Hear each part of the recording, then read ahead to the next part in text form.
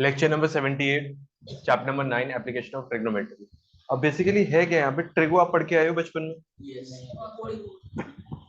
Sine theta क्या होता था? Perpendicular upon hypotenuse. Cos theta क्या होता था? B upon H. Tan theta क्या होता था? P upon B. मेन आपको ये तीन ही याद रखने हैं। नीचे वाले तीन इस चैप्टर में इतने यूज नहीं होंगे। इस चैप्टर में क्या नई चीज पता चलेगी आपको, जैसे आप ट्राइंगल बनाते हो, right angle triangle A, B और सी। जैसे मान लो यहाँ पे कोई लड़का खड़ा है, ये बिल्डिंग है, ये उसकी खिड़की है। इस खिड़की पे एक कोई सुंदर कन्या खड़ी हुई है, तो ये लड़का उस सुंदर कन्या को देख रहा है, नीचे से ऊपर देख रहा है। तो ऊपर की तरफ जब भी एंगल बनेगा, नीचे से ऊपर की तरफ जब भी एंगल बनेगा, उसे बोलोगे एंगल ऑफ एलिवेशन।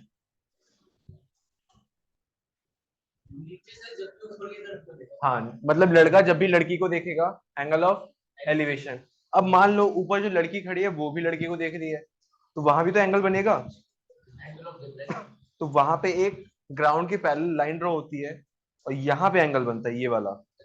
तो इस एंगल को बोलते हैं एंगल ऑफ डिप्रेशन, क्योंकि लड़की डिप्रेशन में होगी तभी लड़के को देख रही है। वरना संयम, वरना तन्मय कोई देखने वाली चीज है? ये तन्मय है, ठीक है। ये क्या है? Angle of depression. अब एक बात सुनो, पैरेलल लाइंस पढ़ी हैं आपने? जैसे ये है, ये पैरेलल लाइन है, ये वाली लाइन इसके पैरेलल है, ये वाली लाइन इसके पैरेलल है। तो क्या ये एंगल इस एंगल के इक्वल हो जाएगा? तो ये एंगल हमेशा नीचे आ जाता है और एंगल ऑफ एलिवेशन की तरह ही सॉल्व होता है।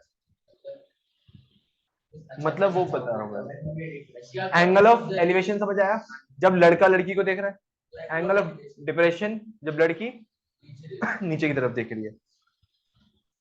अब इन्हें सॉल्व कैसे करना है?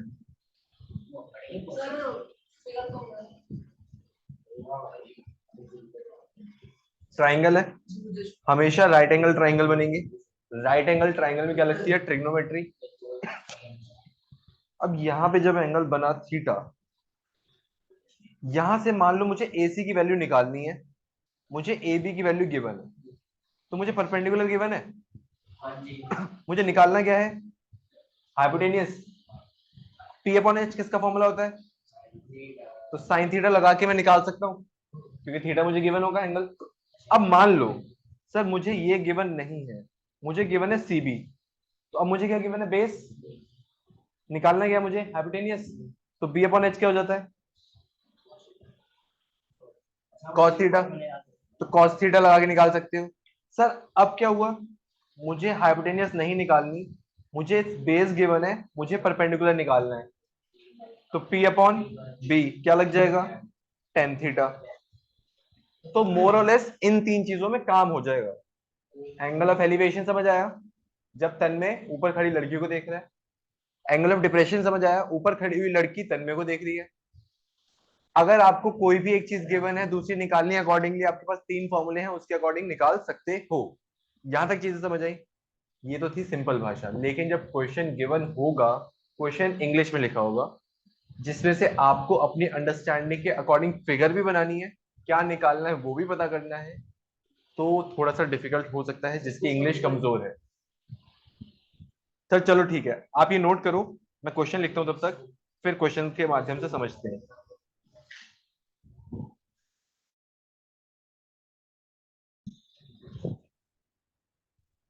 क्वेश्चन क्या है? A circus artist climbing a 20 metre long rope which is tightly stretched and tied from the top of the vertical pole to the ground. जैसे आपने बचपन में देखा होगा, यहाँ पे गलियों में नाटक दिखाने वाले आते थे, नीचे से रोप बांध देते हैं एक पोल पे, मतलब ऐसे से कुछ पोल होता है, यहाँ पे वो टाई कर देते हैं, फिर वो यहाँ से यहाँ पे चलते हैं इसके ऊपर ऐसे करके। तन मैंने भी एक बार ट्राई किया था, हाँ, फिर हाइट ऑफ द पोल निकालनी है आपको, मतलब जो ये पोल है इसकी हाइट बतानी है। आपको रस्सी की लेंथ दे रखी कितनी है, 20 मीटर। और क्या बताया, angle made by the rope with the ground. तो ग्राउंड ये है, रोप ये है, रोप ग्राउंड के साथ एंगल कितना बना रही है, 30 डिग्री। तो आपको थीटा भी दे दिया कितना, 30 डिग्री। आपको एच भी मिल गया कितना है, 20 मीटर। आपको निकालना क्या है, पोल निकालना है। तो sine theta equals to P upon H, formula put करोगे, सॉल्व करोगे, आंसर आ जाएगा। सर बस सिंपल इतना है। अब लिखना कैसे है वो देखो,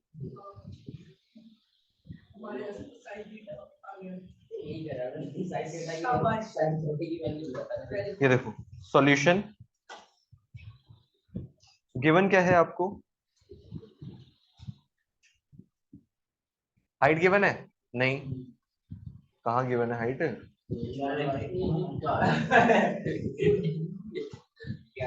लेंथ ऑफ रोप कितनी है, 20 मीटर। एंगल ऑफ एलिवेशन, कोई बात नहीं, 30 degree. To find height of pole according to question क्या हो जाएगा, sine theta equals to P upon H. Height of pole को हमने क्या बोल दिया, पी। लेंथ ऑफ रोप क्या है हमारी, एच। थीटा कितना है, 30 डिग्री। तो sine 30 degree equals to P हमें कैलकुलेट करना है, एच हमें 20 गिवन है। साइन 30 की value 1/2 equals to P upon 20। 20 दूसरी तरफ जाके मल्टीप्लाई हो जाएगा, तो पी की वैल्यू कितनी हो जाएगी, 20/2, 10। तो पी कितना आ गया आपका, 10 मीटर। सिंपल है, इतनी इजी है इस चैप्टर की ट्रिक हो, इससे ज्यादा कुछ नहीं है। अगर आप क्वेश्चन समझ गए, ये क्वेश्चन आपसे मांग क्या रहा है, फिगर क्या है, ये लो।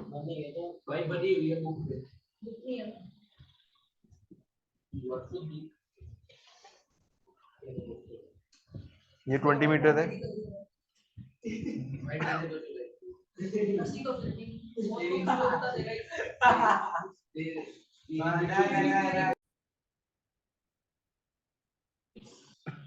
नेक्स्ट क्वेश्चन क्या कह रहा है आपसे, angle of elevation of the top of tower from point C.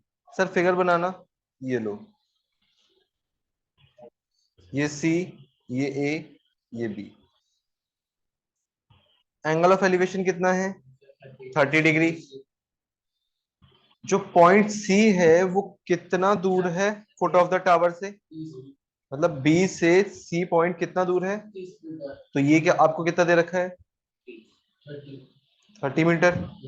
Angle of elevation कितना दे रखा है, 30 डिग्री। निकालना क्या है आपको, हाइट ऑफ द टावर, मतलब ए बी कैलकुलेट करना है। तो अपने आप सॉल्व करो, ट्राई करो कैसे करेंगे, अभी पिछला क्वेश्चन किया ही आपने, मतलब नॉर्मल सॉल्व करते हैं पूरा फॉर्मूला ए बी डी पूरा।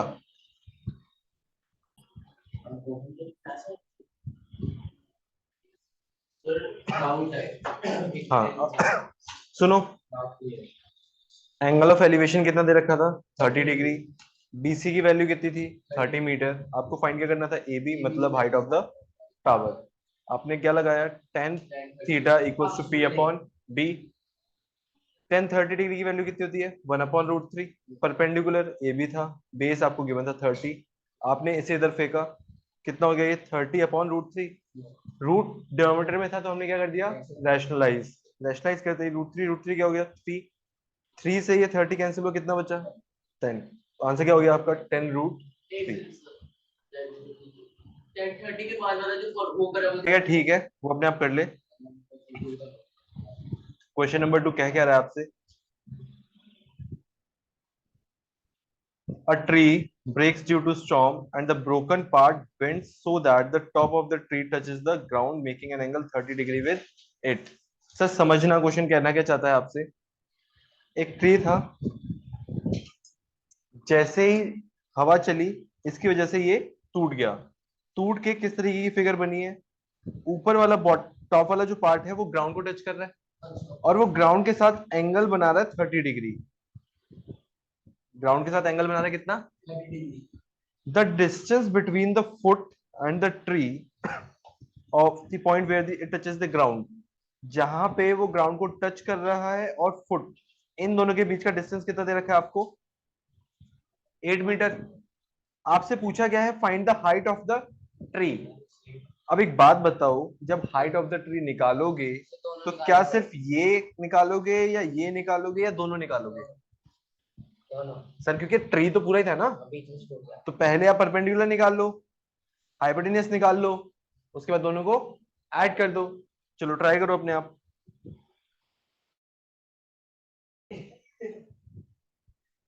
क्वेश्चन नंबर 3, आपको ट्री की हाइट कैलकुलेट करनी है।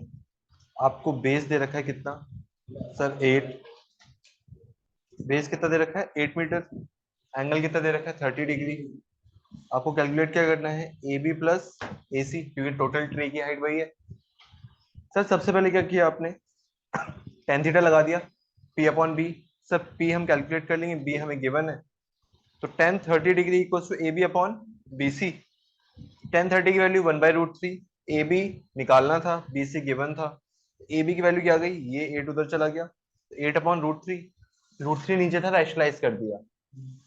आप यहाँ पे भी रैशनलाइज कर सकते हो या फिर जब आप फाइनल आंसर निकालोगे वहां भी रैशनलाइज कर सकते हो, कोई प्रॉब्लम नहीं है।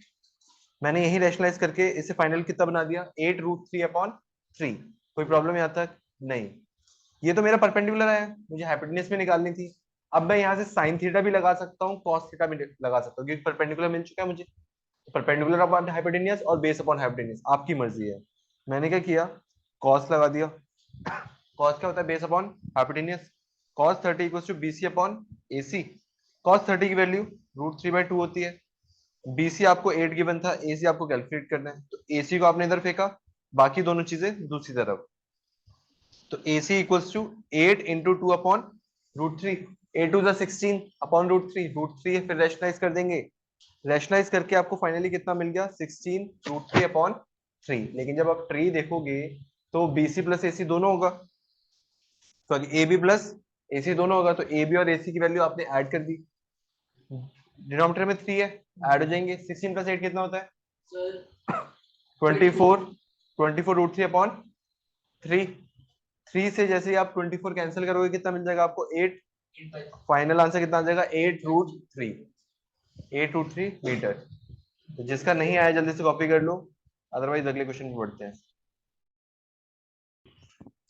आज आज की क्लास का लास्ट क्वेश्चन है, जैसा पिछला क्वेश्चन था एग्जैक्टली सेम है, सिर्फ चेंज क्या हुआ है, डिस्टेंस चेंज हुआ है और एंगल चेंज हुआ है। जैसा पिछला क्वेश्चन था सेम है। ऑनलाइन वालों के लिए लास्ट क्वेश्चन है, अगर नहीं हो पाता है होमवर्क से करना है, ठीक है। फिगर तो आप अपने आप बना ही सकते हो ना, इसमें कौन सी बड़ी प्रॉब्लम, जैसा पिछला क्वेश्चन था सेम फिगर है। ठीक है sir, thank you so much. फिर मिलेंगे आपसे नेक्स्ट क्लास में।